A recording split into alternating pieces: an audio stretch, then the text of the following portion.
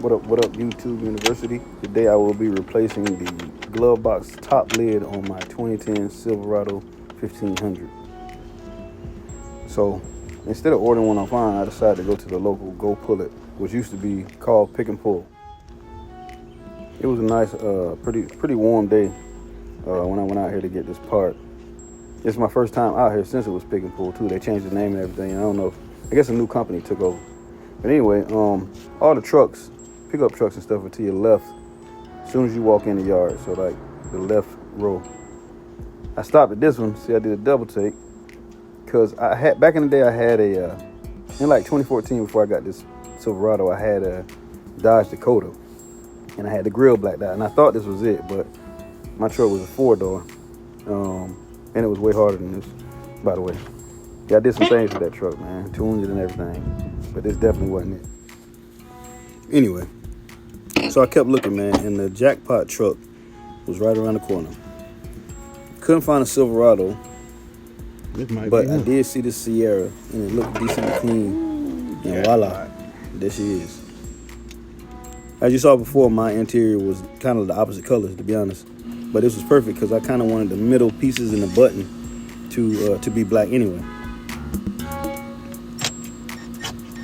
So I decided to take the whole glove box out, or whatever you would call this piece, because it ended up being easier than taking out the button.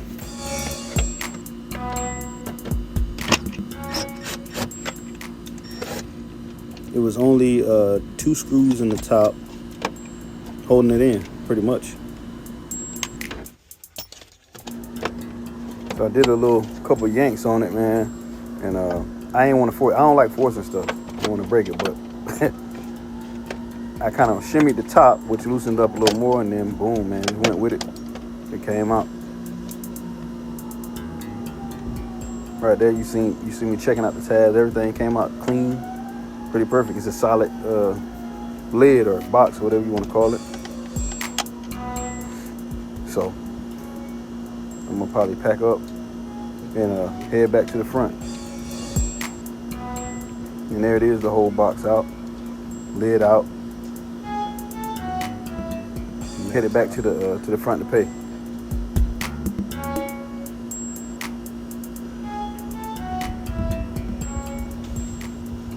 Now I got it back to the crib, and this was my old lid and how the button was all messed up. Kind of weird, and you see how smooth that one is. And then that plastic piece to the left is in place like it's supposed to. Be. So now I'm about to prep up the lid for paint. So because I'm about to do a color match with my current interior. Got my alcohol and my rag, getting ready to clean it up, getting out any grease or fingerprints, anything like that off it.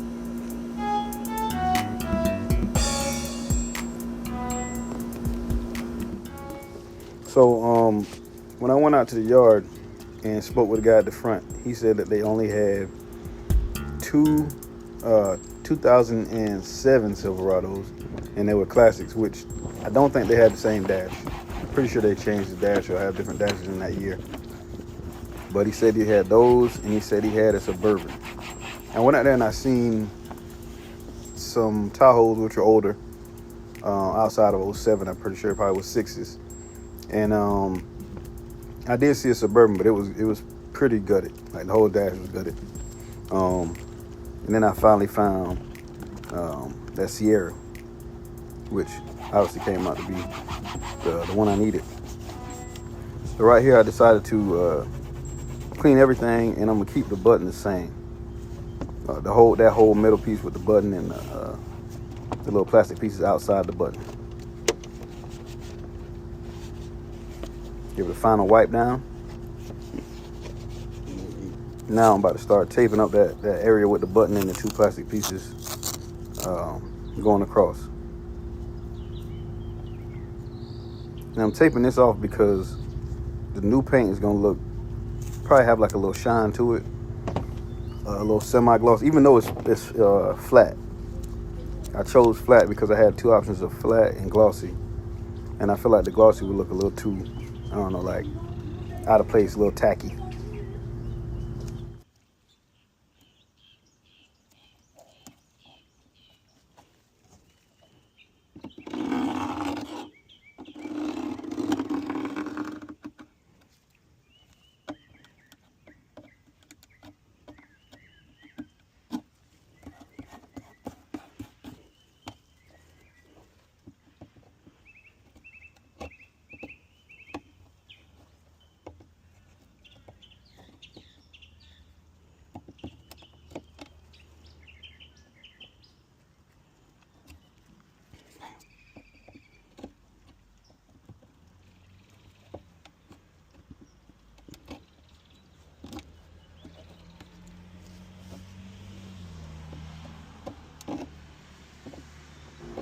Right here, I'm working off the corners, making sure everything is, you know, like it's supposed to be. Had a little extra piece to cover up a little spot that was not covered. Just doing some detail work with the knife. Be handy with the steel, if you know what I mean, here in your keep. But yeah, man, just wrapping it up now to get ready to spray.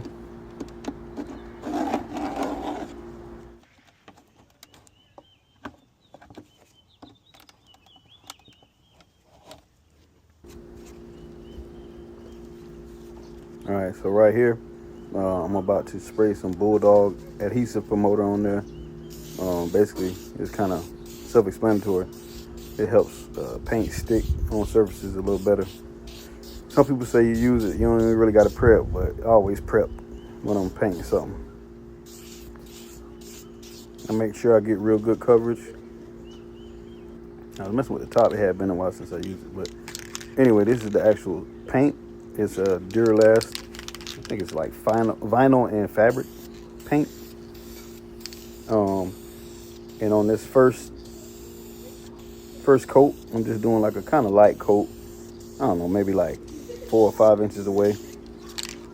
Not trying to cover the whole thing, just putting a light coat.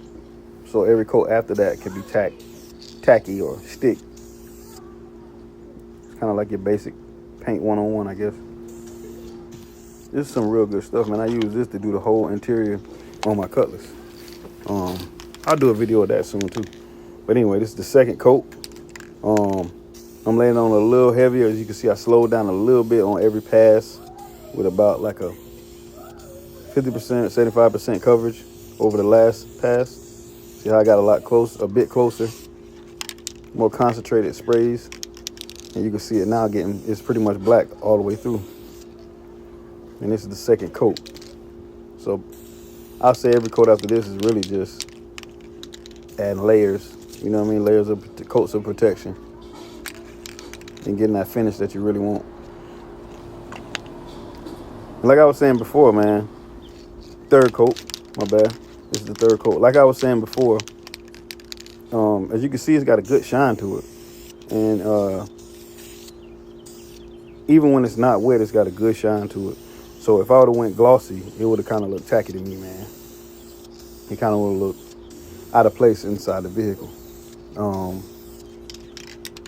But once I'm done, you'll see that it's like perfect. It came out perfect.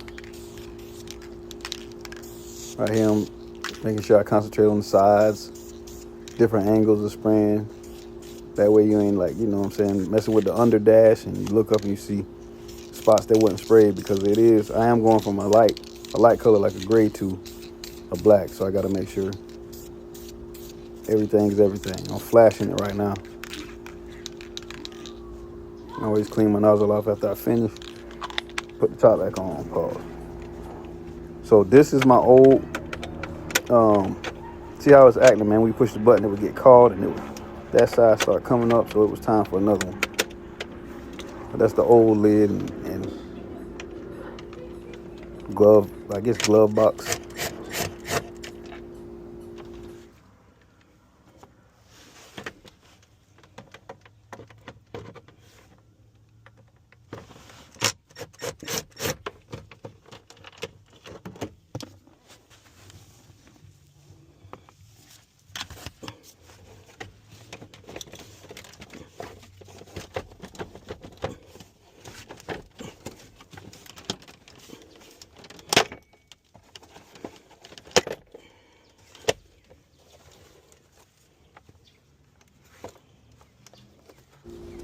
So I got that one out, and here's a comparison. So they're pretty close, man. Pretty close. You really not gonna be able to tell at all. So now I'm about to install the, I guess you would say new one, or the one I got from the junkyard. And it's pretty much plug and play, literally. Pop it in there. Make sure the clips are inserted right, which they are. And I'll just peel my tape off. Always be careful pulling tape off. Don't rush it too much. And see, this is what I was talking about. See that button and everything, got that flat looking color. It kind of go well with the interior. Now I'm just gonna put my screws back in, and we in there.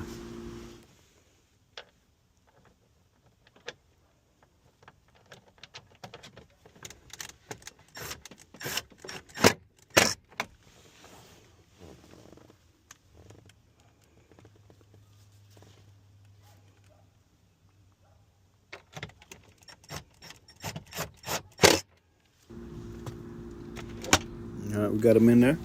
Everything's working properly. It's looking pretty nice. Check them out a couple times. Looking good to me, man. Comment, like, subscribe. Let me know if this video helped you at all. Peace.